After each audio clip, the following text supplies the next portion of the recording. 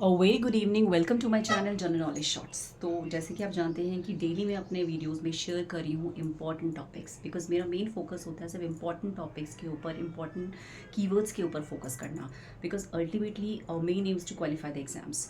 तो जैसे आप जानते हैं कि मैं डेली अपनी में कोई बायो से रिलेटेड है या मेरी केमिस्ट्री से रिलेटेड है, फिजिक्स से रिलेटेड है, जितने भी इंपॉर्टेंट टॉपिक्स है वो मैं डिस्कस कर रही हूँ फॉर द टीचर साइंस। और डेली मैं अपने पोस्ट में और अपने वीडियोज़ में शेयर, जो शॉर्ट्स एंड पोस्ट हैं उसमें शेयर करती हूँ word linear for the important word linear, please you go through it. तो आज हम केमिस्ट्री के दो इंपॉर्टेंट टॉपिक का डिस्कस कर रहे हैं। एक तो chemical reaction with equations, because हमें मोस्टली टीजी साइंस के लिए हमें 9, 10, 11 तक के सिलेबस को फोकस करना है। एंड दूसरा हमारा टॉपिक है कार्बन एंड कंपाउंड। तो जितने भी इंपॉर्टेंट कीवर्ड्स हैं इन चैप्टर से, इंपॉर्टेंट पॉइंट्स हैं, तो we just focus on this points. Let's go through it. तो सबसे पहले देख लेते हैं मैग्नीशियम हाइड्रोक्साइड। हम एंटासिड की तरह काम करते हैं। वी नो दैट कि हाइड्रोक्साइड का एक बेस होता है, ठीक है। तो बेस क्या होता है, जिसमें OH नेगेटिव ग्रुप, जो OH नेगेटिव आइंस का फॉर्मेशन करते हैं, जो H पॉजिटिव आइंस का फॉर्मेशन करते हैं, वो बेसिकली हमारे क्या होते हैं, हाइड्रोजन, जिसे वो होते हैं हमारे एसिड। सेकंड थिंग क्या होता है, बेस बेसिकली एंटा एसिड, मतलब जो एसिड के खिलाफ काम कर रहा है। तो बेसिकली एक एंटा एसिड का काम करता है मैग्नीशियम हाइड्रोक्साइड। दूसरा इंपॉर्टेंट जो हमारे इसमें पॉइंट्स है केमिकल रिएक्शन से, वो है ये कॉम्बिनेशन रिएक्शंस। एक मैग्नीशियम हाइड्रोक्साइड बेसिकली क्या होता है, जो मैग्नीशियम रिबन को हम बर्न करते हैं, तो एक ग्लिटरी के साथ, एक वाइट कलर का, एक डार्जलिंग लाइट के साथ एक वो पाउडर का फॉर्मेशन करता है। और जब इस पाउडर को हम डिजोल्व करते हैं वाटर के साथ, तब वो मैग्नीशियम हाइड्रोक्साइड का फॉर्मेशन करता है। तो ये एनसीईआरटी की रिएक्शंस है, बहुत इंपॉर्टेंट। उसके बाद कॉम्बिनेशन रिएक्शंस, हमें पता है कॉम्बिनेशन रिएक्शन C+O2 है। तो जो भी हमारी दो हमारी रिएक्टेंट्स मिलकर एक नए प्रोडक्ट्स को बनाते हैं, वो होता है कॉम्बिनेशन रिएक्शंस। तो कॉम्बिनेशन रिएक्शंस, इसमें देखो आपको रिएक्शंस तो नहीं पूछेगा, लेकिन आपसे ये पूछ सकता है कि ये कौन सी रिएक्शंस है। जैसे C+O2 है, कॉम्बिनेशन रिएक्शन है। या जैसे हमारा कैल्शियम हाइड्रोक्साइड का CaO का फॉर्मेशन है, वो हमारा एक तरीके का हमारा कॉम्बिनेशन रिएक्शंस है। या हाइड्रोजन प्लस ऑक्सीजन मिलकर हमारा वाटर का फॉर्मेशन कर रहे हैं, तो ये कॉम्बिनेशन रिएक्शंस है। तो कॉम्बिनेशन रिएक्शन मोस्टली एंडोथर्मिक होती है, exothermic sorry. It's very very important. जो हमारी कॉम्बिनेशन रिएक्शन होती है वो मोस्टली क्या होती है, एक्सोथर्मिक नेचर की होती है। It's very very important. जैसे रेस्पिरेशन है, इट्स एक्सोथर्मिक, क्योंकि हीट इसमें इवॉल्व होती है, तो एक्सोथर्मिक रिएक्शन। और कॉम्बिनेशन रिएक्शन क्या होती है, एक्सोथर्मिक रिएक्शंस होती हैं। नाउ डिकम्पोजिशन रिएक्शन क्या होती है, एंडोथर्मिक, क्योंकि इसमें हीट की ज़रूरत पड़ती है। बस एंडोथर्मिक क्यों बोलते हैं, क्योंकि इसमें क्या होता है, हीट की ज़रूरत पड़ती है किसी भी प्रोडक्ट को डिकम्पोज करने के लिए। तो इसलिए जितनी भी डिकम्पोजिशन रिएक्शन होती है, तो कुछ हीट की प्रेजेंस में, लाइट की प्रेजेंस में डिकम्पोजिशन रिएक्शन जो एनसीईआरटी में दे रखी है। तो डिकम्पोजिशन रिएक्शंस हैं मोस्टली क्या होती है, एंडोथर्मिक। एंड जो कॉम्बिनेशन रिएक्शंस होती हैं, they are exothermic in nature. Very very important point. अब CaO कई बार इसका कॉमन नेम पूछ लेता है, जैसे CaO क्या है, क्विक लाइम है, ठीक है। उसके बाद कैल्शियम हाइड्रोक्स क्या है, स्लेट लाइम है। इसको हम लाइम वाटर भी कहते हैं। इसको हम क्या बोलते हैं, is also known as a lime water. इसको हम लाइम वाटर भी बोलते हैं। तो कैल्शियम हाइड्रोक्साइड क्या है, स्लेट लाइम है, इसका कॉमन नेम है स्लेट लाइम। उसके बाद कैल्शियम कार्बोनेट को कैल्शियम कार्बोनेट, CaCO3 को कैल्शियम कार्बोनेट कहते हैं। उसके बाद सोडियम हाइड्रोक्साइड का दूसरा कॉमन नेम क्या है, कॉस्टिक सोडा। सोडियम हाइड्रोक्साइड को हम कॉस्टिक सोडा कहते हैं, और सोडियम कार्बोनेट को हम सोडा ऐश के नाम से जानते हैं। सोडियम कार्बोनेट मतलब जो वॉशिंग सोडा, धुलने वाला सोडा होता है, तो उसको हम सोडा ऐश, का कॉमन नाम है सोडा ऐश, सोडियम कार्बोनेट का। सोडियम हाइड्रोक्साइड का कॉमन नाम क्या है, कॉस्टिक सोडा है। तो these are some common names. और कई बार ये कि रिएक्शन पूछ लेता है कि बताइए ये कौन सी रिएक्शंस हैं, इज़ अ कॉम्बिनेशन रिएक्शंस या is a decomposition reaction. Decomposition reaction में क्या है, थर्मल डिकम्पोजिशन रिएक्शन है, डबल डिकम्पोजिशन रिएक्शंस है, कॉम्बिनेशन रिएक्शंस है।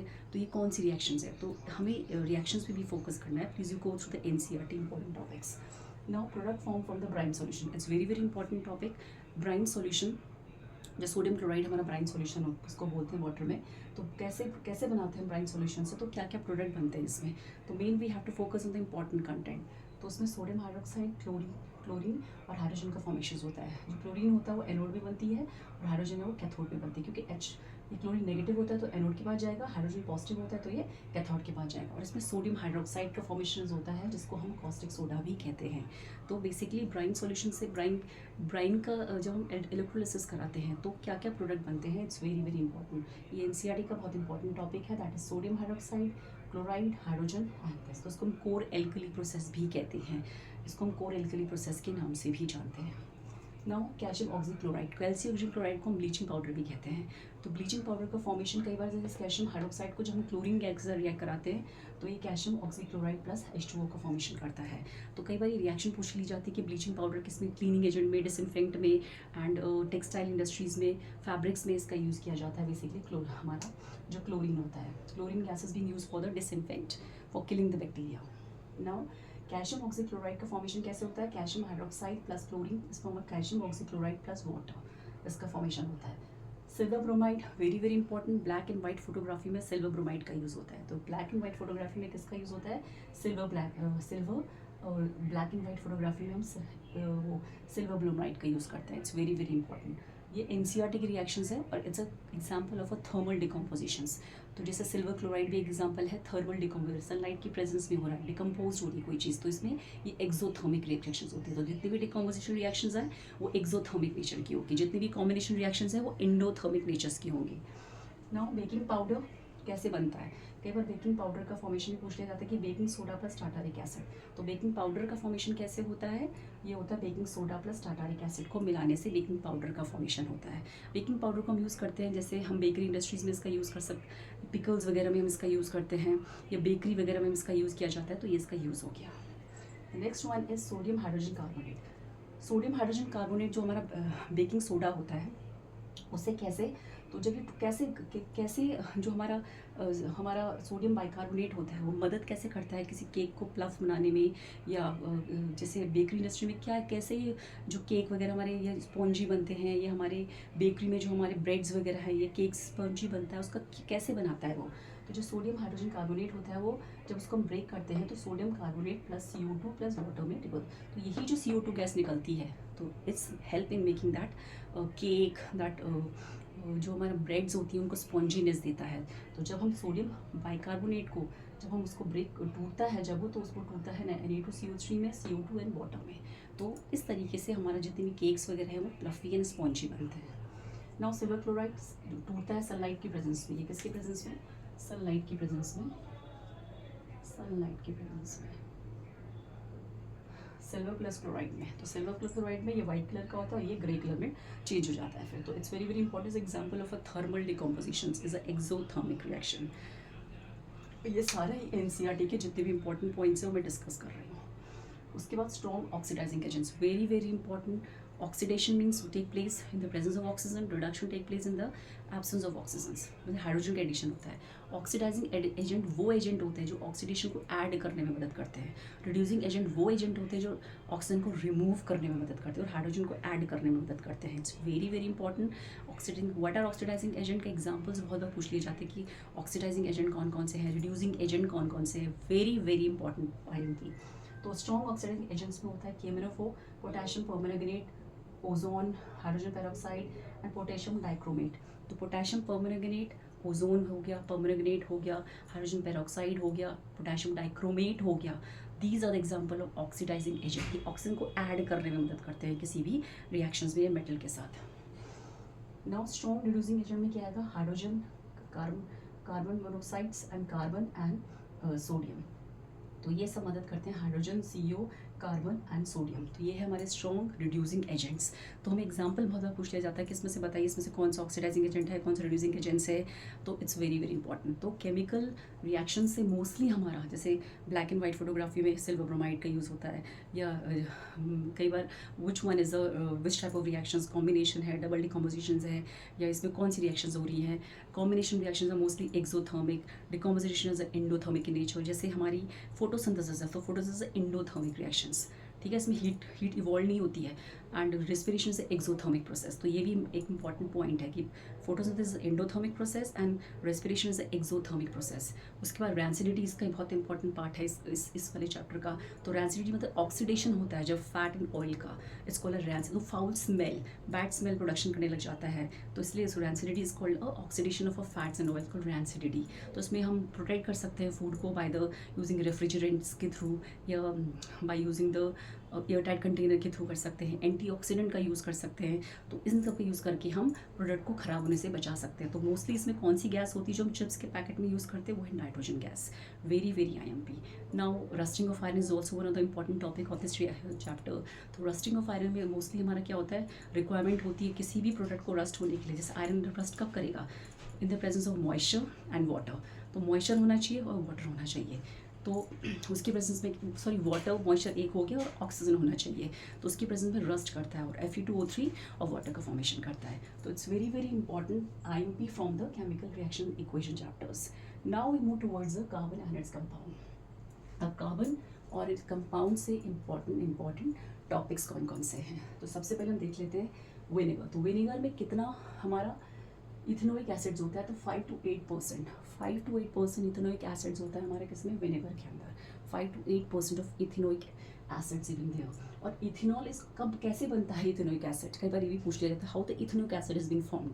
तो ethanol is oxidised to form ethanoic acid plus water. Ethanol को ऑक्सीजन के साथ रिएक्ट करके हम इथेनोइक एसिड और वाटर का फॉर्मेशन करते हैं। और इसी इथेनोइक से क्या बनता है हमारा, 5 to 8% विनेगर बनता है। ठीक है, तो विनेगर के अंदर कितना इथेनोइक एसिड होता है, 5 to 8% इथेनोइक एसिड पाया जाता है विनेगर के अंदर। नाउ सोप तो बहुत बार इसका फॉर्मूला पूछा जाता है। सोप कैसे बनता है, तो फैट प्लस अंडर, जो भी हमारे ऑयल ऑफ फैट्स हैं उनके साथ हम सोडियम हाइड्रोक्साइड या पोटेशियम हाइड्रोक्साइड को रिएक्ट करते हैं, तो वो बनाते हैं हाइड्रोक्साइड से बनते हैं हमारे सोप। क्योंकि वी नो दैट कि सोप जो बेस होते हैं, soaps are basic in nature. तो सोपी इन टच, तो ये इसका नेचर है कि सोडियम हाइड्रोक्साइड, तो ये बेस का यूज़ करते हैं फैट प्लस ऑयल के साथ सोडियम हाइड्रोक्साइड, तो बनाता है soap plus glycerol. Soap plus glycerol का फॉर्मेशन करता है। इसीलिए हमारा जो सोप होता है थोड़ा ग्लिस्ट्री नेचर का होता है, सोपी टच में होता है। डिटर्जेंट्स में क्या होता है, made from the petroleum hydrocarbon. Detergent किससे बनाए जाते हैं, पेट्रोलियम हाइड्रोकार्बन से बनाए जाते हैं। Temporary hardness, very very important IMP for the competitive exams.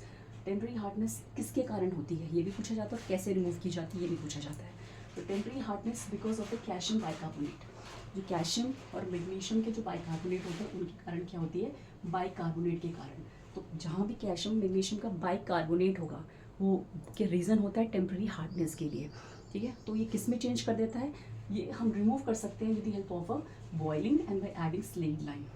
Slate lime is called, हमारे क्या होता है, कैल्शियम हाइड्रोक्साइड। तो कैल्शियम हाइड्रोक्साइड को हम स्लेट लाइम भी बोलते हैं। तो कॉमन नेम है उसका स्लेट लाइम। तो स्लेट लाइम का और बॉइलिंग के थ्रू हम टेम्पररी हार्डनेस को रिमूव कर सकते हैं। कैसे होती है, because of the calcium and magnesium bicarbonate के कारण टेम्पररी हार्डनेस प्रोड्यूस होती है। तो ये इसको इनसॉल्युबल कैल्शियम कार्बोनेट में चेंज कर देता है। जब हम इसको ऐड करते हैं तो इसको इनसॉल्युबल कैल्शियम बाइकार्बोनेट में चेंज कर देता है, और इसको मैग्नीशियम हाइड्रोक्साइड में, मैग्नीशियम को मैग्नीशियम हाइड्रोक्साइड में और कैल्शियम कार्बोनेट में, इनसॉल्युबल प्रोडक्ट में। तो इसके कारण क्या सकते हैं, उसकी हार्डनेस को रिमूव कर सकते हैं। और permanent hardness due to the calcium sulphate. Permanent hardness कैसे होती है, because of reason of calcium sulphate, because of magnesium sulphate. Calcium sulphate से, मैग्नीशियम सल्फेट से, chlorides of calciums and magnesiums, तो इनके कारण होती है परमानेंट हार्डनेस। तो परमानेंट हार्डनेस किसके कारण होती है, calcium sulphate, magnesium sulphate, chlorides of calciums and magnesium कारण होती है हमारी क्या, हमारी परमानेंट हार्डनेस। परमानेंटली जब हार्डनेस आती है उसके कारण आती है। कैसे रिमूव कर सकते हैं, by sodium carbonate, washing soda के थ्रू। सोडियम कार्बोनेट के थ्रू, जिसका कॉमन नाम क्या था हमारा, सोडा ऐश। तो वॉशिंग सोडा का कॉमन नाम सोडा ऐश, इसको हम सोडियम कार्बोनेट और रेजिन मेथड के थ्रू रिमूव कर सकते हैं। तो हम परमानेंट हार्डनेस को कैसे रिमूव कर सकते हैं, by sodium carbonate and resin method से। अब ये क्या करेगा, ये भी इनसॉल्युबल, इसको जितने भी हमारे ये कैल्शियम सल्फेट है, मैग्नीशियम सल्फेट है, इनको इनसॉल्युबल कैल्शियम उसमें कार्बोनेट में चेंज कर देगा। Insoluble calcium carbonate and magnesium carbonate में चेंज कर देगा, जिसके कारण क्या होगी, वो हार्डनेस उसकी रिमूव हो जाएगी। इनसॉल्युबल प्रोडक्ट में चेंज कर देता है sodium carbonate and resin methods. तो calcium sulphate, magnesium sulphate, chlorides of calcium and magnesium responsible for the permanent hardness. Now soap molecule में हम कई बार मिसलिस्ट पूछ लिया जाता है कि जो एक स्फेरिकल स्ट्रक्चर फॉर्म करता है सोप, तो जब दो सोप में क्या होता है, दो पार्ट्स होते हैं, एक हाइड्रोफिलिक और एक हाइड्रोफोबिक पार्ट्स। तो हाइड्रोफिलिक पार्ट क्या होता है, एक आयनिक हेड, एक दो पार्ट्स होते हैं इसके, एक होता है आयनिक हेड, हेड वाले पार्ट होता है वो आयनिक होता है, वाटर डिजॉल्व, वाटर लविंग होता है। एंड हाइड्रोफोबिक पार्ट क्या होता है, वो टेल वाला, जो लॉन्ग हाइड्रोकार्बन जो टेल होती है वो हाइड्रोफोबिक पार्ट्स होता है, जो क्या होता है वाटर में डिजोल्व नहीं करता है, वो क्या करता है डर्ट के साथ, ग्रीस के साथ, ऑयल के साथ बाइंड करता है। तो जो एक मॉलिक्यूल होता है, तो हाइड्रोफिलिक पार्ट क्या होता है, आयनिक हेड होता है, वो वाटर लविंग होता है, और एक होता है हमारा हाइड्रोफोबिक पार्ट जो होता है वाटर रिपेलिंग, जो टेल वाला पार्ट होता है। And it goes to grease, वो किसके पास जाता है, ग्रीस के साथ, डर्ट के साथ जाके अटैच हो जाता है और डर्ट को रिमूव करने में मदद करता है कपड़ों से। इस तरीके से ये बहुत बार पूछा जाता है कि जो मिसलेस फॉर्मेशंस होता है, spherical structure form by the soap molecule in the water, तो इट्स कॉल्ड अ मिसलियस। तो बिकॉज ऑफ रीज़न कि इसमें क्या होता है, दो पार्ट्स होते हैं, head and tail parts. Tail part head वाला पार्ट वाटर लविंग होता है, टेल पार्ट क्या होता है वाटर रिपेलिंग होता है, और वही वाला टेल वाला पार्ट किससे जाके जुड़ता है, डर्ट और ग्रीस से। और इस तरीके से हमारी जो डर्ट और ग्रीस होती है वो रिमूव होती है हमारे किससे, कपड़ों से। Now allotropes of carbons, very very important. Allotropes मतलब एक ही एलिमेंट के डिफरेंट जैसे बोलते हैं ना, सेम एलिमेंट के अलग अलग parts having a different structures, different properties, इसको एलोट्रॉप्स। तो कार्बन के ही अलग अलग पार्ट्स हैं ये, जैसे हमारे ग्रेफाइट्स हो गया, जैसे हमारा ये हो गया गुड कंडक्टर्स है, only non metal that's good conductor, graphite, and that's diamond is a very hardest. जितने भी नॉन मेटल्स होते हैं वो क्या होते हैं, बहुत ज़्यादा वो सॉफ्ट नहीं, वो हार्ड नहीं होते, लेकिन एक्सेप्शन में डायमंड है। Diamond is the only exception case in the non-metal which is hard, and graphite is all the non-metals are bad conductors, but graphite is we can say that it's a good conductor. तो इसलिए तो diamonds, graphite and fluorescence. तो allotropes का carbon मतलब carbon के ही different parts हैं ये, different structures and different properties, equal allotropes. तो diamond, graphite and fluorescence is different parts of a carbon. अब इनका स्ट्रक्चर कई बार पूछ लिया जाता है, जैसे डायमंड का क्या है, 3D टेट्राहेड्रल स्ट्रक्चर होता है। डायमंड का स्ट्रक्चर होता है 3D टेट्राहेड्रल। ग्रेफाइट का क्या होता है, हेक्सागोनल। इसका क्या होता है, ये लेयर्स की फॉर्म में रहता है। Graphite is arrange in the form of layers, तो हेक्सागोनल स्ट्रक्चर होता है किसका, ग्रेफाइट का। फ्लोरेसेंस का क्या स्ट्रक्चर होता है, C60, इसको cage like, football like, cage like, football like structure, C60 इसका स्ट्रक्चर होता है, लाइक C60 ये फ्लोरेसेंस में आता है। तो these are the parts of different parts of a carbons, and structures are very very important. जैसे ग्रेफाइट्स में पेंसिल में हम इसका यूज़ करते हैं, diamond is the hardest substance in the world, we can say that. तो इसका 3D tetrahedral, इसका ग्रेफाइट का हेक्सागोनल, फ्लोरेसेंस का C60 cage like structure like a footballs. तो these are the very very important IMP for the, जितने भी selected important points हो सकते थे मैंने कोशिश की है वीडियोस में लाने की। और इसी तरीके से जैसे फिजिक्स से इंपॉर्टेंट रिलेटेड पॉइंट्स है, डिफरेंट चैप्टर्स है, या केमिस्ट्री से रिलेटेड चैप्टर्स है, बायो से रिलेटेड चैप्टर्स है, मैं डेली अपने वीडियोज़ में शेयर कर रही हूँ। तो please you go through it, and you can check my shorts and post for the 1 year important, and I hope so you are liking my videos, and please you go through it. Thank you.